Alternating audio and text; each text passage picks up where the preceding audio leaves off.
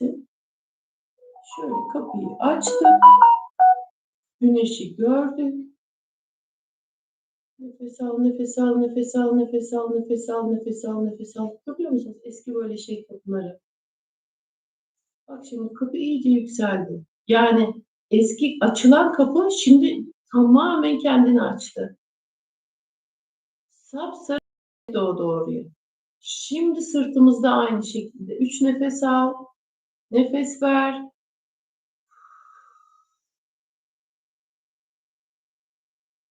Güneş burada büyüdü, büyüdü, büyüdü. Şimdi aynı şeyi sırtımızda hissedelim. Sırtında güneş doğdu. Omurilikte hisset o güneşi. Nefes ver. Şimdi bir daha hisset.